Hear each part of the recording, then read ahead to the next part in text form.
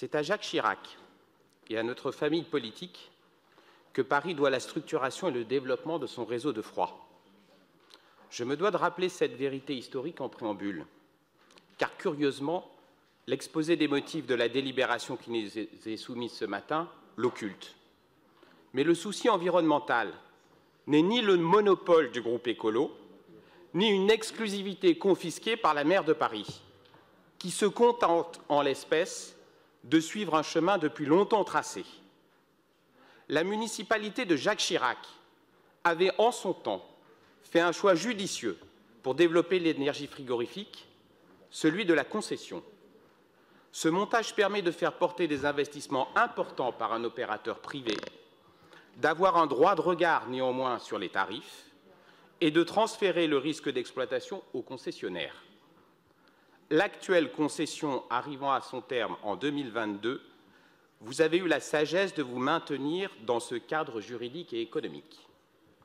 Nous souscrivons à cette orientation, comme nous adhérons à la volonté de donner un nouvel essor à ce réseau, garant d'une meilleure résilience de la ville face au réchauffement climatique et participant d'une transition énergétique raisonnée.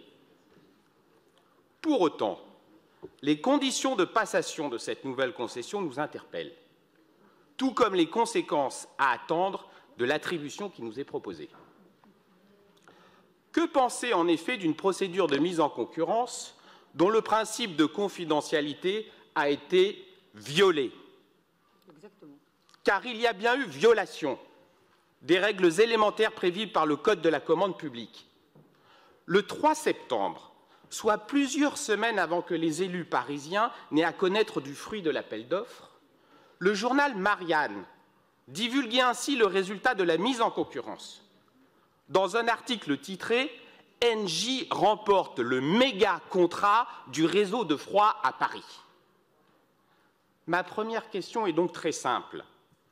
Comment l'exécutif explique-t-il de telles fuites sur un contrat ultra sensible d'un montant de 2,4 milliards d'euros, où la concurrence est exacerbée et le secret commercial une priorité?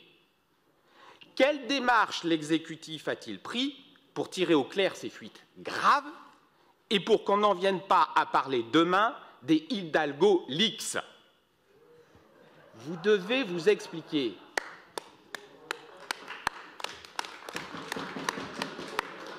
L'affaire ne s'arrête pas là, car selon Marianne, décidément bien informée, cette mise en concurrence a donné lieu à une remontada pour le moins troublante. La société Climespace aurait ainsi comblé un retard conséquent sur ses deux concurrents.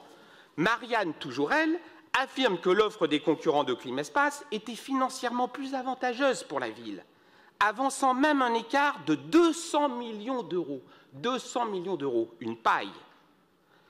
Pourtant, en 16 pages d'exposé des motifs, l'exécutif réussit le tour de force de littéralement escamoter les deux concurrents de Climespace sans jamais remettre en perspective l'offre de cette dernière avec celle de ses concurrents.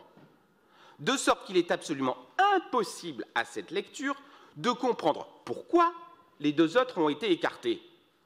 Pouvez-vous donc nous préciser ce matin cette analyse comparative sans laquelle il paraît illusoire de se forger une opinion? Et je vous le dis tout de suite, il ne suffira pas de nous annoncer que l'offre de Climespace est beaucoup plus détaillée. Dans le même esprit d'éclaircissement de ce dossier décidément bien ténébreux, pouvez-vous nous assurer du caractère réaliste des choix techniques retenus, et notamment des implantations des nouvelles centrales prévues par le concessionnaire? Au cours de la procédure, notre collègue René-François Bernard a en effet soulevé cette difficulté au regard des contraintes d'urbanisme et du bâti parisien. Surtout, quels seront les tarifs consentis aux usagers parisiens? La question des tarifs, elle est éminemment importante, plus spécialement pour les particuliers. Car ces tarifs seront-ils compétitifs sur le long terme par rapport aux clims concurrentes du réseau frigorifique? L'attribution, et j'en conclurai par là, l'attribution de la concession de l'énergie frigorifique à Paris représente un choix stratégique fort pour notre ville, qui s'engagera sur le long terme. Notre groupe y attache une importance toute particulière. Pour le moment, vous ne nous avez convaincus ni de la rigueur dans laquelle vous avez conduit cet appel d'offres, ni de la fiabilité de la solution retenue. En conséquence, sauf meilleures explications ce matin de votre part, nous serons amenés à voter contre et à saisir, le cas échéant, la justice.